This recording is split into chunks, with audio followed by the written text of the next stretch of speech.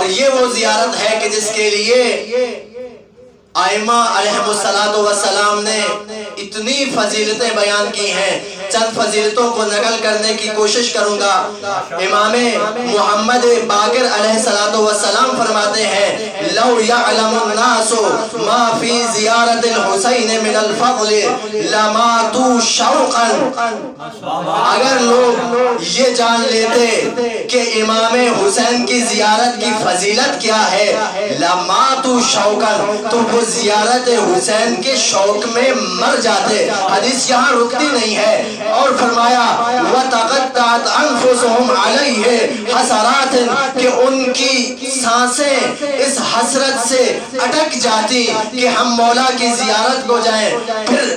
پھر راوی کہتا ہے کہ میں نے مولا سے سوال کیا کہ مولا یہ کون سی ایسی فضیلت ہے کہ جس کی وجہ سے اگر لوگ اس کی زیارت کی فضیلت سن لیتے تو وہ اس کے شوق سے مر جاتے اور ان کی سانسیں اٹک جاتی.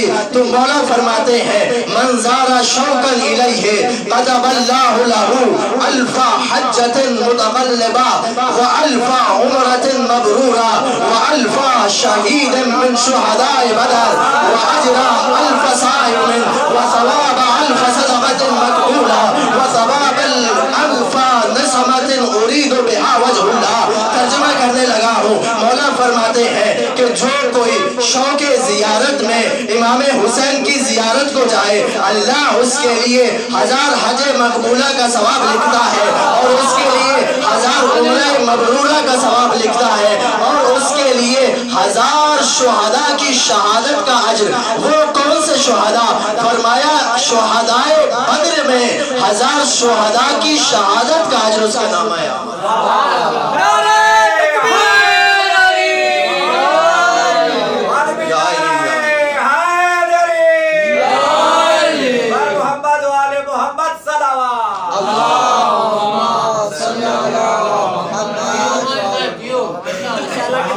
فرمایا کون سے 1000 شہید؟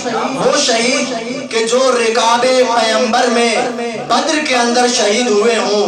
پھر فرمایا وَأَجْرَ أَلْفَ صَائِمٍ وَثَوَابَ أَلْفَ صَدَقَةٍ مَقْبُولَةٍ اور اس کے لیے 1000 روزے داروں کا ثواب ہے. اور پھر فرمایا اس کے لیے 1000 صدقہ مقبولہ کا ثواب ہے. اور یہاں پہ حدیث رکی نہیں. فرمایا اس کے لیے 1000 بندگان خدا کو آزاد کرنے کا ثواب ہے. اور وہ کون سے بندگان خدا کہ جس کو ایسی حالت میں آزاد کرے کہ یہ صرف خدا کی رضا کے لیے کر رہا. ماشاءاللہ ماشاءاللہ سبحان اللہ کیا بات ہے.